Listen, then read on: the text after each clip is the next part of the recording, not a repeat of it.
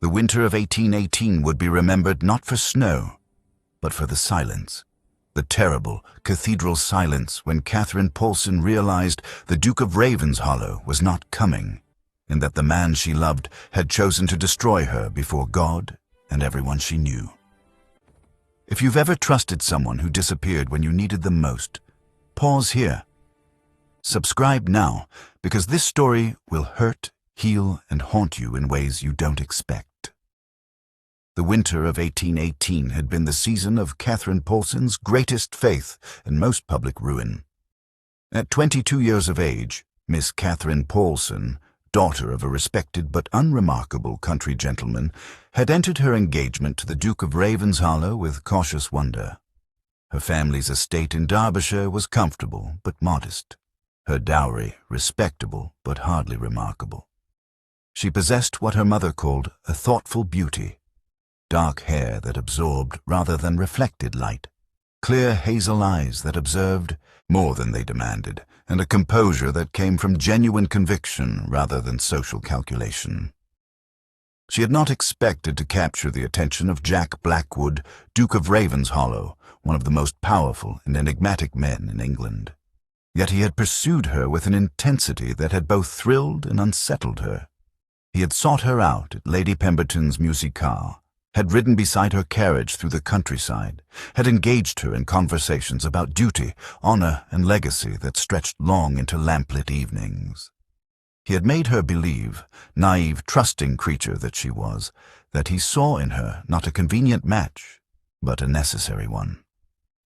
"You understand what others do not, Catherine," he had told her one autumn evening in her father's library, his voice low and certain. "So many concern themselves with appearances and advantage. You concern yourself with what is right. That is rare. You are rare." She had allowed herself to hope, to trust, to imagine a future as the Duchess of Ravenshollow. Not for the title, but because she had genuinely believed Jack Blackwood loved her as she loved him. Then the wedding day arrived. The cathedral had been prepared with meticulous care, candles arranged in gleaming rows, winter roses despite the cold. Her gown, ivory silk that had taken 3 seamstresses a month to complete, fit perfectly. Her father had kissed her forehead. Her mother had wept with joy. The guests had assembled, 200 of the finest families in England, their whispers echoing off ancient stone. Catherine had stood at the entrance, her hand trembling on her father's arm, her heart a strange mixture of terror and absolute certainty. And she had waited. The minutes stretched. The murmurs began. Polite at first, then concerned, then sharp with speculation. Her father's hand had tightened on hers, protective, confused. The vicar had glanced toward the vestry door repeatedly, his expression shifting from patience to alarm. Jack Blackwood did not come. No letter arrived, no messenger appeared with breathless apologies, no explanation interrupted the growing horror that filled the cathedral like floodwater. Catherine had stood there, before God, before family, before society, and felt the exact moment her future collapsed. Not dramatically, not with screaming or fainting. She had simply understood, with devastating clarity, that the Duke of Ravenshollow had chosen not to marry her, and he had chosen to let her discover this truth in the most public, most humiliating way possible. She remembered the sound of her own breathing in the terrible silence, the weight of her veil. The candle light that had seemed so romantic an hour before now felt like stage lighting for a tragedy. Somewhere behind her, a woman gasped. Another whispered. The sound spread through the pews like wind through wheat. Her father had spoken then, his voice hoarse. "Catherine, we should—" "No," she had said quietly. The word surprised her with its steadiness. "Not yet." Because leaving immediately would confirm what everyone was already thinking, that she had been rejected, discarded, found wanting in some essential way. So she had stood there for 5 more minutes, her chin lifted, her hands steady on her bouquet, and given Jack Blackwood every possible chance to arrive and explain. he never did. When she finally turned and walked back down the aisle, her father's arm around her shoulders, her mother's face streaked with helpless tears, Catherine Paulson had felt the weight of 200 gazes follow her like a physical touch. Pity, shock, speculation, schadenfreude. She had worn white silk that morning. She would never wear it again. What Catherine did not know, as she removed her veil that night with hands that had finally begun to shake, was that Jack Blackwood had stood in his own estate 30 miles away, staring at a letter that had arrived at dawn. A letter containing threats, blackmail, and a choice that would define both their lives. But that truth would not reach her for 2 years, and by then it would be far, far too late. The invitations stopped arriving within a week. At first, Catherine told herself it was coincidence. The season was ending. Families were returning to their country estates, but when Lady Pemberton's annual winter soiree came and went without the expected card, when Mrs. Dalworth's literary circle convened without her, when even her childhood friend, Miss Adelaide Burton, sent regrets rather than call in person, Catherine understood. She had become inconvenient. Her mother tried to hide the evidence, but Catherine found the returned correspondence in the morning room desk. Polite refusals, sudden illnesses, prior commitments that materialized only after her name was mentioned. The language was exquisite in its cruelty, precisely because it was so carefully kind. Her father said nothing, but she watched him age in those first weeks. His shoulders curved inward as if bearing physical weight. He stopped reading the society pages. He took longer walks alone. Once, she found him standing in his study, staring at nothing, and when he noticed her in the doorway, the devastation in his eyes was worse than any words. They never spoke of what should have been. The rumors, however, spoke volumes. Catherine first heard them at the modiste's shop where she'd gone to commission mourning clothes for a distant aunt. She'd been standing behind a silk screen when 2 women entered, their voices bright with the particular energy of fresh gossip. Must have been something dreadful for Ravenshollow to flee like that. Men of his standing don't simply abandon a bride without cause. I heard she demanded impossible settlements, too grasping by half. No. My cousin's friend said there was another attachment. Someone unsuitable Catherine refused to acknowledge. Perhaps she simply wasn't adequate. These country girls sometimes lack the sophistication required for a duchess. Catherine had stood perfectly still, her hand pressed against the cool silk, and listened to them dissect her worth like physicians examining a specimen.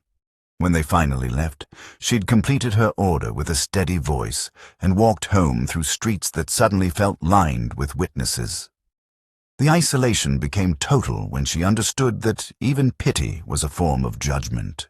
Women who expressed sympathy did so with eyes that searched for cracks, for drama, for the satisfaction of watching someone fall further. Their kindness demanded confession, explanation, emotional spectacle. Catherine gave them nothing. She had the wedding gown burned, not donated, not stored away, burned. She watched from her window as the ivory silk caught fire in the garden brazier, the flames consuming 3 months of hope in less than an hour. The smoke rose dark against the winter sky, and Catherine felt something inside her harden into a shape that would never soften again. Love, she decided, was simply another word for voluntary destruction, and she would never volunteer again. If they wanted answers, let them invent them. If they wanted tears, let them imagine them. She would give society nothing more to consume. Silence, Catherine learned, was the only dignity left to the abandoned, and she wore it like armor. 2 years passed like water over stone, slowly reshaping everything it touched. Catherine Paulson emerged from her seclusion a different creature entirely.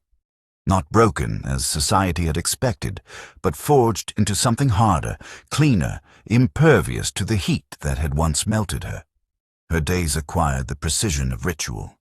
She rose at dawn, rode alone through the Derbyshire hills before the world woke. took breakfast in silence while reading correspondence that never contained anything unexpected. She managed her father's estate records with mathematical efficiency. She visited tenants with appropriate charity, but no intimacy.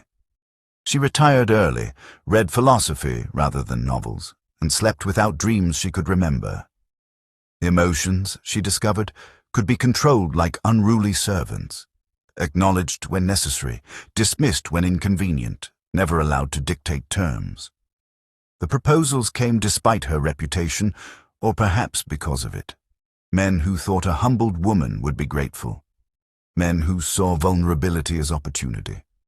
Mr. Thornbury, whose estate bordered her father's, offered marriage with the casual confidence of someone purchasing a familiar horse.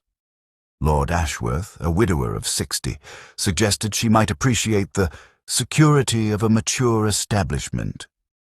Even young Thomas Brennan, the vicar's nephew, approached her father with earnest declarations about redemption and fresh starts. Catherine refused them all with the same cool courtesy.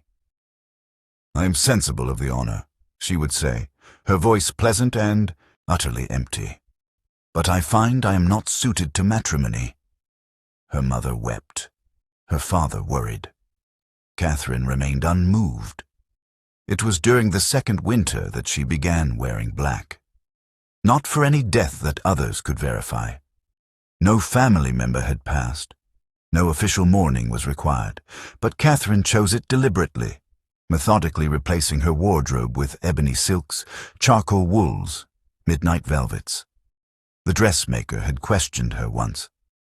"Miss Paulson, perhaps a deep blue or gray? Black is so very somber for one so young." "Black," Catherine had replied, "is honest." She wore it not for death, but for burial, for the girl who had believed love was sacred, for the future that had burned with her wedding gown, for trust, hope, and every foolish thing she had once considered precious. Let society speculate. Let them whisper about prolonged mourning for a marriage that never was. Let them think her mad or theatrical or pathetic. Their opinions had already done their worst. In her private thoughts, Catherine understood the truth with perfect clarity. Love was a door she had closed and locked. Trust was a weakness she had excised like diseased flesh. Whatever she would become, it would be built on the only foundation that had never failed her, her own solitary strength. When her mother suggested returning to London for the season, Catherine surprised them both by agreeing, not because she hoped for anything, not because she sought redemption or reconciliation or revenge, but because hiding suggested shame, and Catherine Paulson had decided she was finished with shame. She would return to society transformed, controlled, distant, draped in mourning black that announced to everyone who looked, "The woman you knew is dead, and what remained would not be broken twice." Jack Blackwood returned to London society in the autumn of 1820 with the quiet confidence of a man who had survived a war only he knew had been fought. The inheritance, the crisis that had consumed 2 years of his life, was finally resolved. The disputed claim to the Ravenshollow estates, brought by a distant cousin with forged documents and dangerous connections, had been dismantled through legal maneuvering and strategic alliances that had cost Jack nearly everything but the title itself. The blackmail that had arrived the morning of his wedding had been explicit. Marry Catherine Paulson, and documentation would surface proving his father's title fraudulent, his lands forfeit, his name destroyed. Abandon her, and the evidence would disappear. Jack had made his choice in less than an hour. He told himself it was the only rational decision. A duke's responsibility was to his legacy, his estates, the hundreds of families who depended on Ravenshollow's stability. One woman's happiness, however genuinely he had cared for her, could not be weighed against centuries of lineage and obligation. Catherine would recover. Women always did. She was young, intelligent, modest enough to attract another suitor once the scandal faded. Time would soften the blow. Perhaps she would even come to understand that he had protected her from the catastrophic ruin that would have followed their marriage had the blackmail been executed. He had never written to explain because explanation would have required confession, and confession would have exposed the vulnerability he'd spent 2 years eliminating. Better to let her think him a coward than to reveal how completely he'd been cornered. Jack had not married in the intervening years, not because of lingering attachment, he assured himself of this frequently, but because resolving the legal nightmare had required his complete attention. There had been no time for courtship, no energy for the theater of society romance. Now, with his title secured and his enemies routed, he could resume the life that had been interrupted. He assumed Catherine had moved forward as well. Perhaps married quietly in the country. Perhaps found contentment in a modest match that suited her gentle nature. The scandal would have faded. Society's memory was mercifully short when newer dramas emerged to consume it. When Lady Weatherston mentioned that Miss Paulson had returned to London, Jack felt only mild curiosity. When his mother suggested they might encounter her at various functions, he experienced a brief, manageable discomfort. The social awkwardness of meeting a former attachment, nothing more. He did not expect consequences. He had, after all, made the correct choice. The cathedral service that winter morning was intended to be routine, a memorial for Lord Pemberton, a respected peer whose death required ducal attendance. Jack arrived precisely on time, his expression appropriately solemn, his mind already planning the afternoon's appointments. He settled into the pew, barely noticing the other attendees.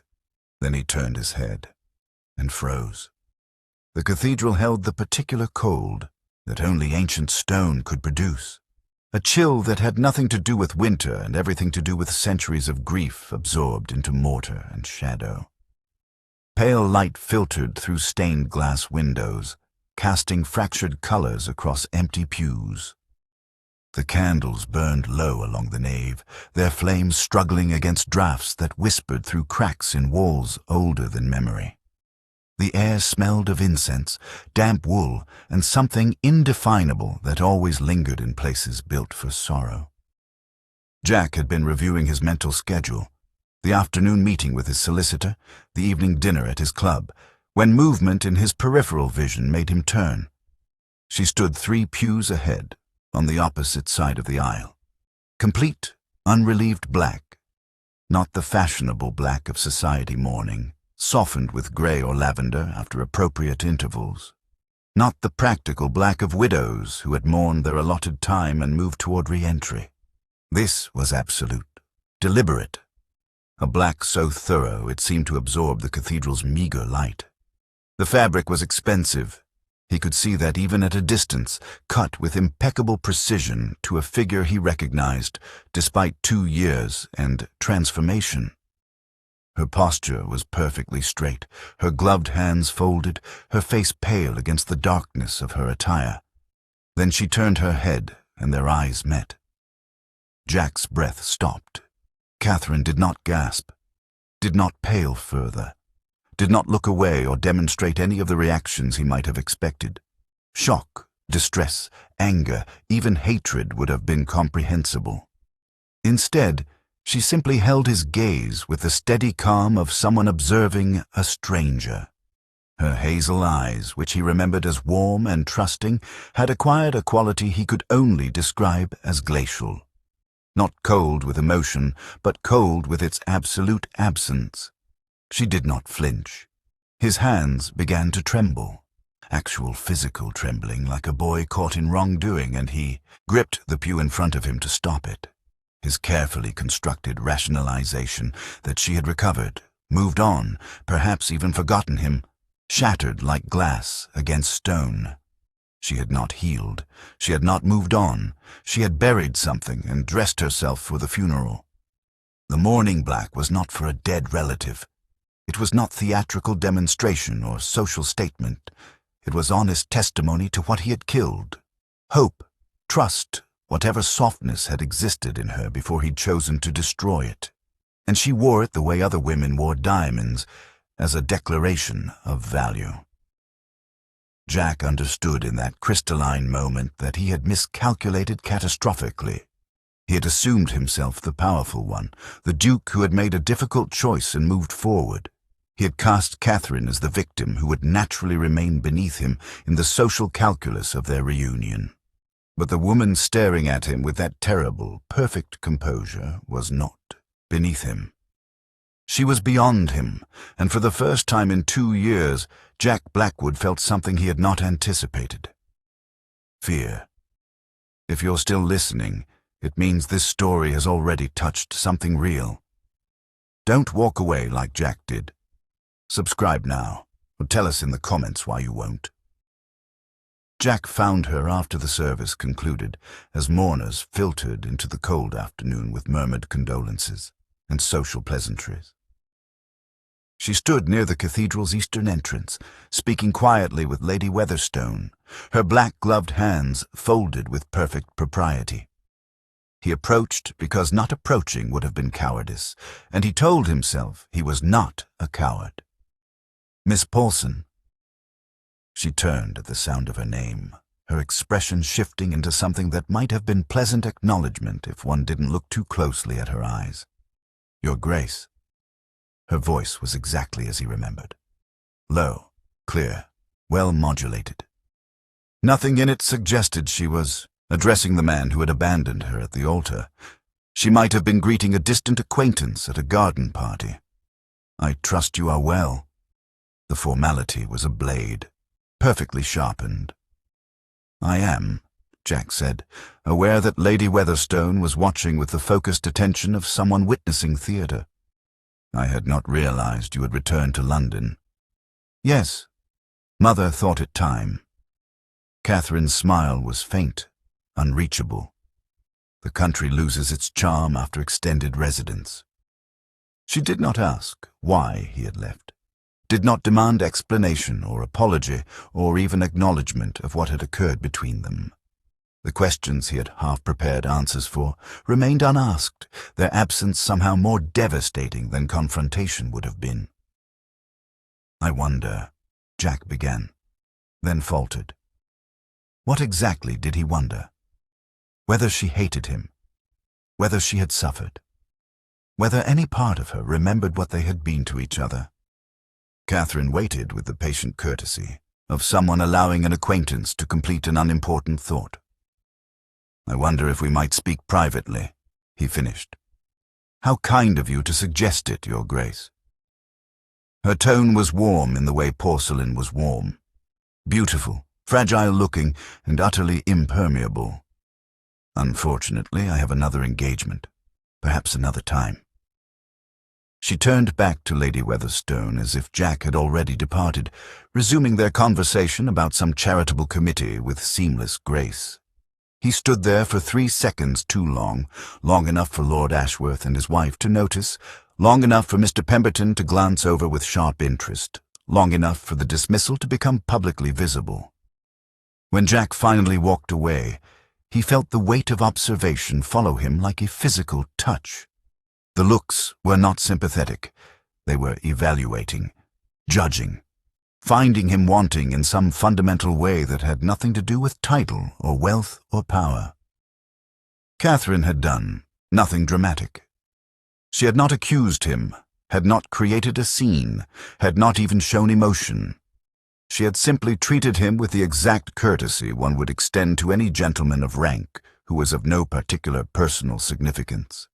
And that indifference was more damning than hatred could ever be. As Jack stepped into his carriage, he understood with sinking clarity what Catherine's black mourning truly signified. She had not simply recovered from him or moved past him.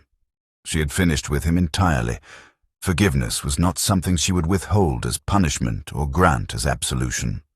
Forgiveness required caring enough about his guilt to address it. Catherine, it seemed, no longer cared at all, and Jack would have to earn even the right to be refused. Edmund Hartwick, Marquess of Thornfield, was everything Jack Blackwood had once believed himself to be: honorable, measured, and genuinely kind. He was 43, widowed for 5 years, with a grown son managing his northern estates. His mourning for his late wife had been sincere and prolonged. Society respected him for it. When he began appearing at the same functions as Catherine, his interest was obvious but never presumptuous.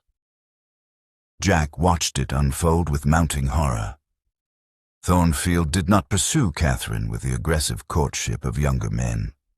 He simply appeared. At charity events where she volunteered, at gallery exhibitions she attended, at quiet dinner parties where conversation mattered more than spectacle.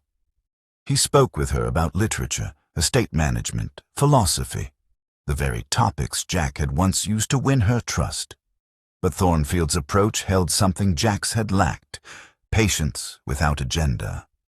"Miss Paulson," Jack overheard him say at Lady Pemberton's musical, "I find your perspective on land reform genuinely illuminating. Might I call on you next week to continue our discussion, only if it would not be an imposition?" Catherine had considered, then nodded with the same careful courtesy she showed everyone. Tuesday afternoon would be acceptable, Lord Thornfield. No coyness, no theatrical reluctance, just honest consideration and honest answer. Jack's wine-glass had nearly shattered in his grip. It was his mother who delivered the information that completed his unraveling. They were taking tea in the Ravens Hollow drawing-room when she mentioned, with calculated casualness, "I understand Miss Paulson has been in mourning these past 2 years." "For whom?" Jack asked, though something in him already knew. That's what's curious. His mother's eyes were sharp with meaning. No one in her family has died, yet she adopted full mourning the very month after, well, after. The implication settled over Jack like freezing water. She had mourned him, not metaphorically, not dramatically, but with the genuine ritual reserved for death. She had declared to society, through fabric and formality, that whatever had existed between them was not damaged or diminished, but completely, irrevocably finished. He had not simply broken her heart, he had killed something and she had buried it with appropriate ceremony. "Thornfield seems quite taken with her," his mother continued. "A good match, I think. He understands loss. He would be gentle with her." Gentle. The word was a condemnation. Jack had not been gentle. He had been brutal in the cleanest possible way, through absence, through silence, through allowing her to stand before witnesses and understand her worthlessness in his calculus. That night, Jack sat alone in his study, staring at correspondence he could not focus on. His hands shook again, the trembling that had started in the cathedral and never fully stopped. He poured whiskey he did not drink. He reviewed ledgers whose numbers meant nothing. Somewhere across London, Catherine Paulson was likely reading or sleeping peacefully or planning her Tuesday afternoon with a man who would never leave her, standing at an altar. And Jack finally understood the cruelest truth of all. He had not lost Catherine to time or distance or even his own choices. He had lost her to death, the death of who they might have been, and the dead do not return, no matter how desperately the living call them back. The Duchess of Richmond's winter ball was the pinnacle of the season. 300 guests, orchestras in 2 ballrooms, and enough candlelight to turn the mansion into a glittering monument to excess and influence. Jack had not planned to speak. He had arrived intending only to observe, to endure, to maintain the fiction that he remained untouchable in his ducal authority. Then he saw Catherine dancing with Thornfield. Not waltzing, that would have been too intimate for her careful propriety, but a country dance that required their hands to meet and part, while Thornfield smiled at her with uncomplicated warmth, and Catherine responded with something that might, to someone who knew her less well, have looked like happiness. Jack walked to the musician's platform before conscious thought could intervene. The music faltered. Conversation dimmed like candles in wind. 300 faces turned toward the Duke of Ravens Hollow with expressions ranging from curiosity to alarm. Catherine stopped mid-step, her hands still loosely held in Thornfield's. Her face showed nothing, Not surprise, not concern, not even interest. Just that terrible, patient waiting. "I must beg the company's indulgence," Jack began. His voice carried clearly in the sudden silence. "There is a matter I have failed to address, and its neglect has become intolerable." His mother's face had gone pale. Lord Pemberton leaned forward with predatory attention. Lady Weatherstone's fan stopped moving. Jack looked directly at Catherine. "2 years ago, I committed an act of profound cowardice. I abandoned Miss Catherine Paulson on what should have been our wedding day. I offered no explanation, no apology, no acknowledgement of the pain and humiliation I caused." The silence intensified, became physical. Someone gasped. Jack continued as if he hadn't heard. "I will not insult this company or Miss Paulson with justifications. There were circumstances, yes. Pressures that seemed overwhelming at the time, but circumstances do not excuse cruelty, and what I did was cruel." His hands were steady now, his voice clear.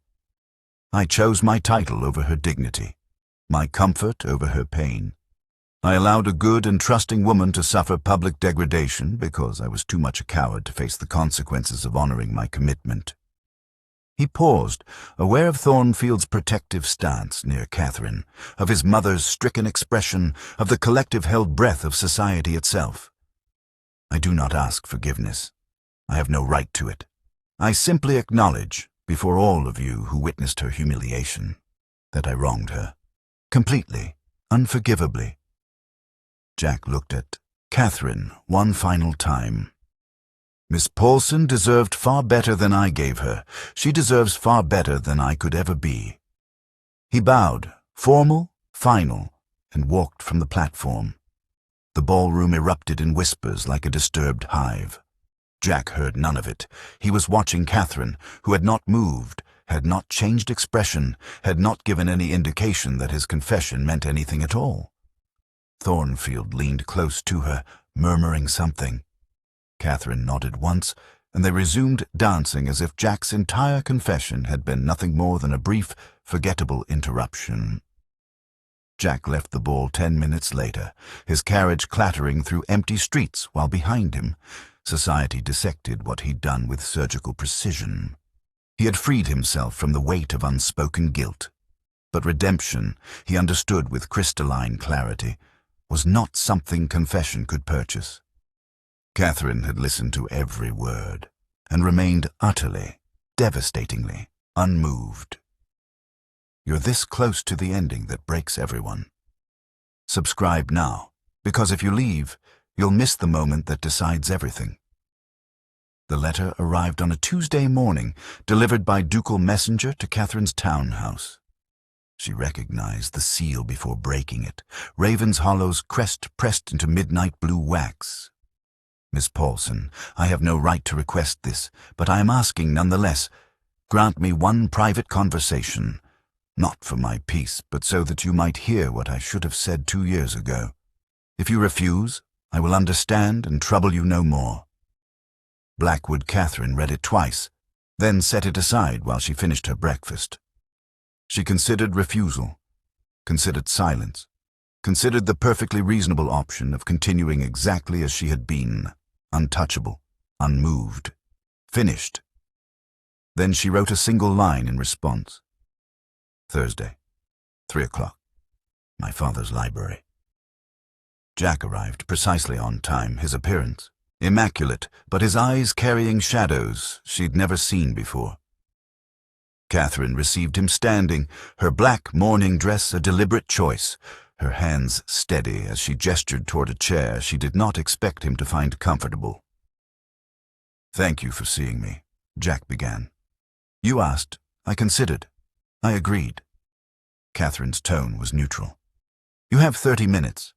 He flinched, then nodded. "I loved you." The words hung in the air like smoke. Catherine said nothing. "I loved you," Jack continued, his voice gaining strength through confession, "and I was a coward. The morning of our wedding, I received blackmail threatening my title, my lands, everything my family had built for generations.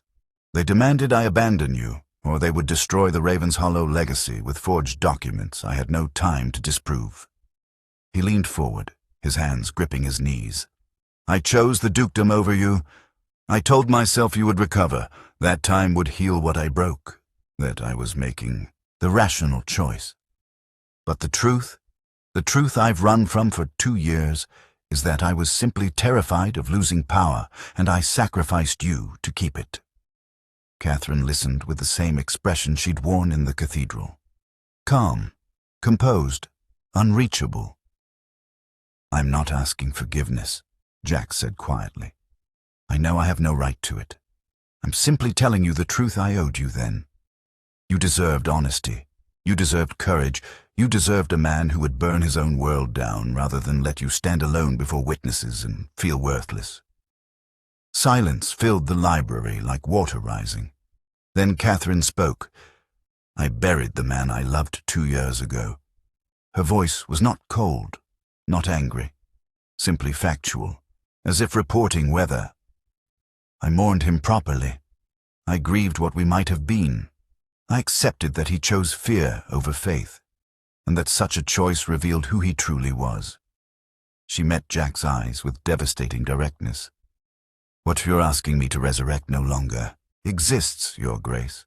That girl who believed love was sacred, who trusted promises, she died in a cathedral while candles burned and witnesses whispered. You killed her through absence. I buried her through necessity. Catherine. Miss Paulson, she corrected gently. We are not familiar anymore. Jack's composure cracked. Is there nothing, no possibility of what? Catherine's head tilted slightly. Reconciliation, forgiveness, a second chance at what you abandoned. She paused, considering. Your confession tonight was brave. Your guilt is clearly genuine, and I hold no bitterness toward you, Jack. Truly, I don't. Hope flickered in his expression. But I also hold no love, no anger, no attachment of any kind. She stood, signaling the conversation's end. You made a choice that prioritized power over partnership. I made a choice to survive it. We are both living with consequences. Mine have made me stronger. Yours have made you regretful. Neither changes what is. Jack rose slowly, understanding this was final. What will you do? Live. Catherine's smile was small but real. Lord Thornfield has asked permission to court me properly. I'm considering it. Not because I love him. I'm not certain I'm capable of that anymore. But because he's kind and honest, and perhaps that's enough. She walked Jack to the door, her black skirts whispering against hard wood. I hope you find peace, Your Grace. I genuinely do. But you won't find it with me. The door closed with a quiet click. 3 months later, Catherine stood in her garden as dawn broke over London. She wore deep grey, the first colour she'd permitted herself since that terrible wedding day. Not white, not yet, perhaps never, but not black either. The mourning was over, not because she'd forgiven or forgotten, but because she'd finally, completely released it. Jack Blackwood remained a duke, wealthy and powerful and haunted. Catherine Paulson remained herself, scarred, yes, but unbroken. And that, she decided, watching light spill gold across frost-touched roses, was enough. She had survived abandonment. She had survived grief. She had survived becoming someone new. And now, finally, she would survive into joy. Dear listeners, thank you for staying with us until the end. If this story moved you, please subscribe, like, comment, and share it with someone close to you. Your support inspires us to keep creating stories filled with love, healing, and unforgettable twists.